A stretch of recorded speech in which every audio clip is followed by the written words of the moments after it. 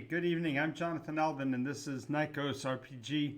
And we are today talking about why we play. And I want to share this with you quite quickly. So if I go over the information pretty quickly, it'll go through the process, and I may be able to go through it 2 or 3 times tonight.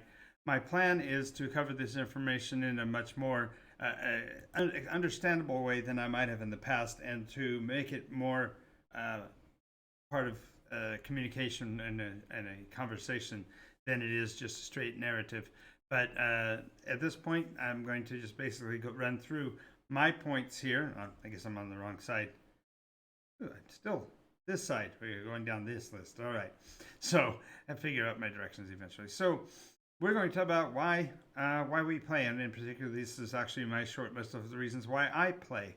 And of course, the first reason, the most important reason, right? Everybody does whatever they do is because of the fun of it, right? We don't feel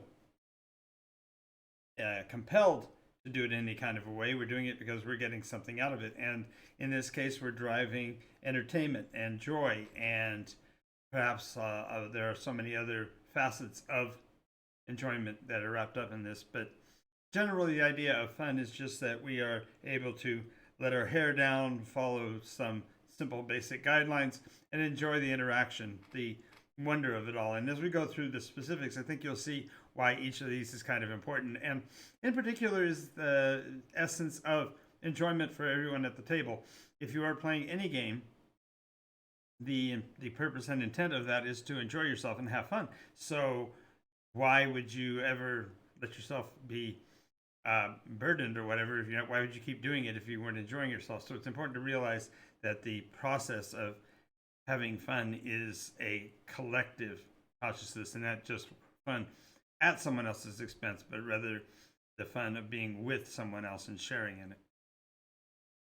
The next thing is to activate the imagination. Now, a lot of us go through our lives and we've got things that are in our brain, things that we want to do, or things that we have accomplished in our lives, and we remember how much fun it was to do them.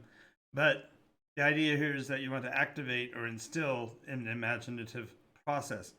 An activation of the imagination is more about reaching in and remembering what it was to be an entertained, enjoying child, and to remember what the wonder of that was.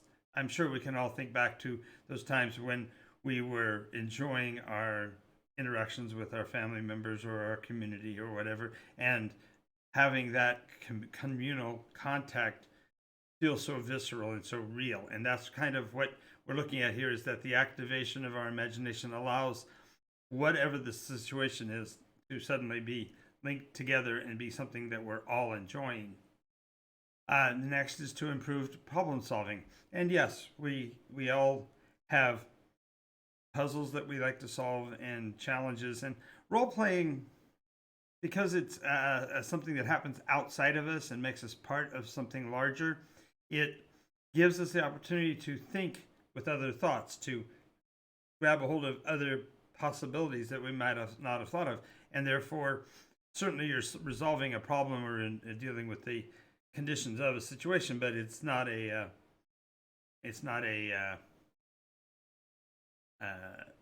issue where we don't have the tools. Instead, we have to learn ways to work with what we have, and so this improved problem solving can translate over to our lives in other ways as well. If we figure out something that works in game, maybe we find ways to use that in our practical lives.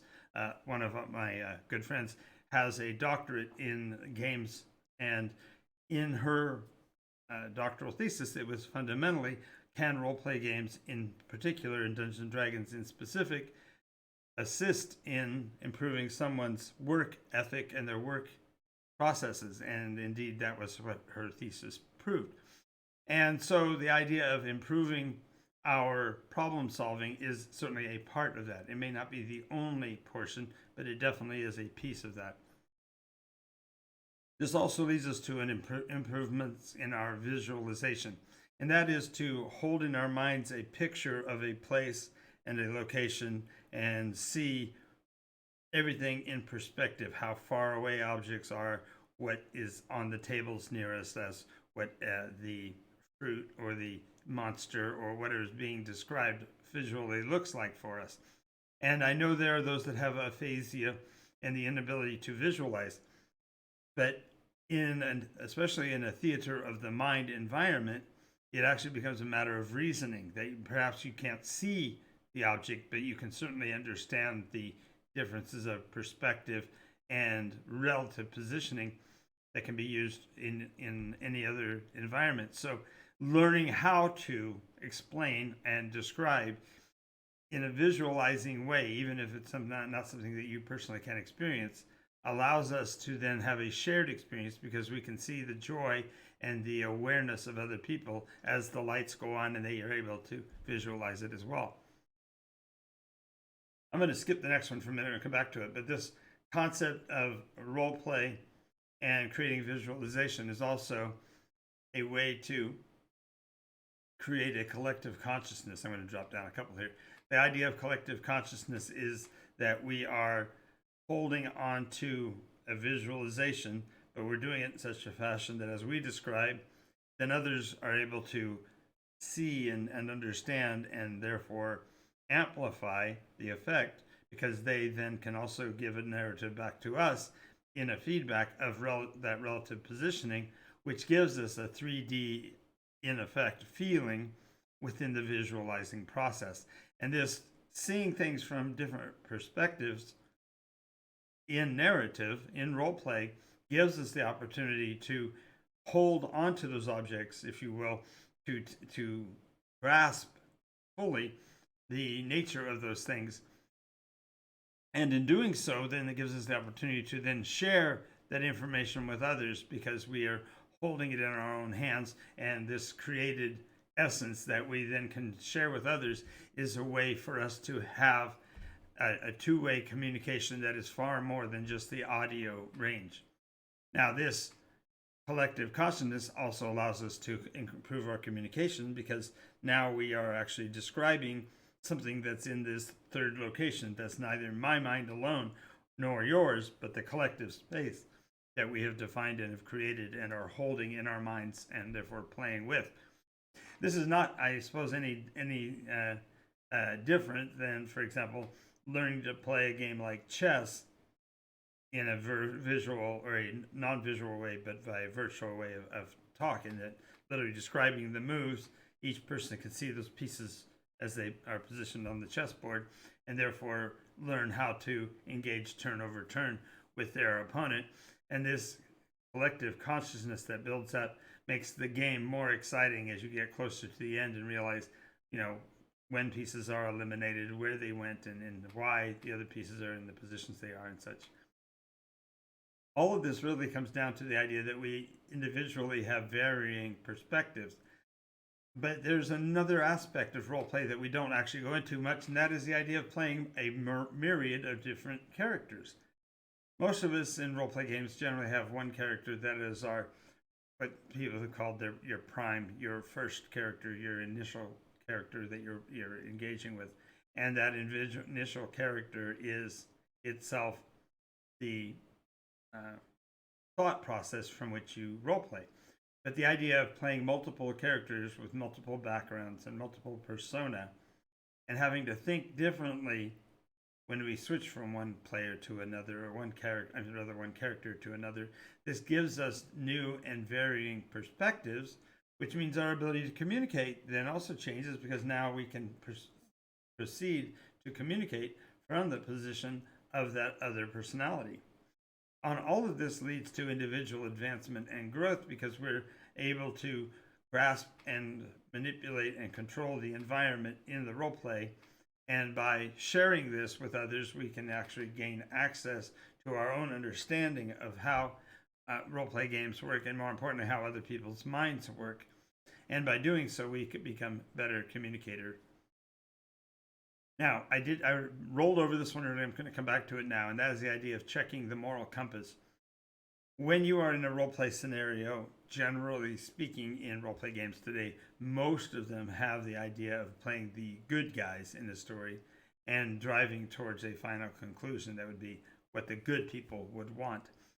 And while there are game masters that would, for example, embrace the idea of you playing a personality with some sketchy backgrounds or not, the basic gist of it all is that there is a winning side and a losing side, and the story as told will will access that information directly through the player's interactions within the game.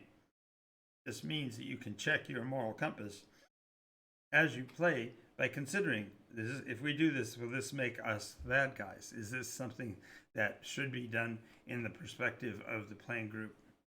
And by grabbing a hold of it with that, we're able to determine how we are perceiving our moral compass and adjusting it accordingly. Now, this leads always back to the storyteller. Most of what I've talked about are things that are receiving and aspects, the idea of what you as a player receive and how you interact with them. But the reality is that the guiding process in the hands of the game master is just as critical.